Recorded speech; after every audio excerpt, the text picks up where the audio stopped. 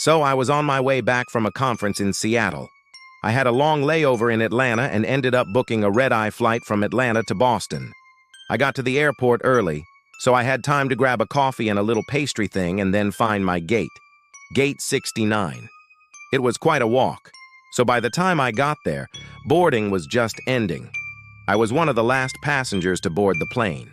The flight attendant greeted me warmly and directed me to my seat, which was 6A.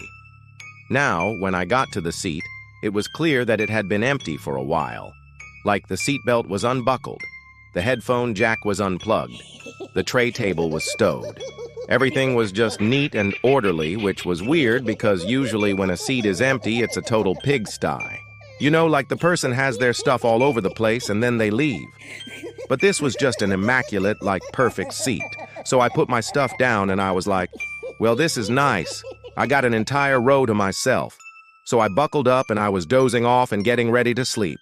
And then all of a sudden, we hit some really bad turbulence. It woke me up and I looked around and I realized that I wasn't alone. Sitting in the seat next to me was a man. Okay.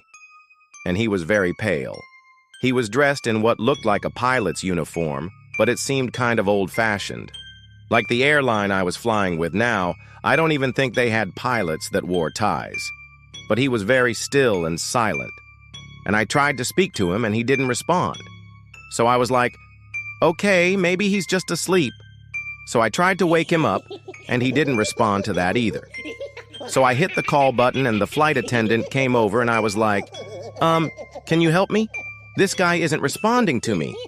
And the flight attendant froze.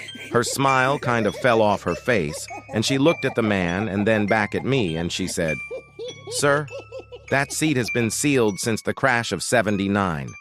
My blood ran cold. The man finally turned to me, and his face was like white as snow. It was kind of cracked, like broken glass.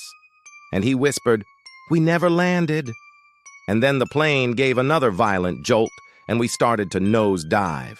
I screamed and I grabbed onto the armrest. And then everything went silent. The screaming stopped. The wind stopped. The plane was floating.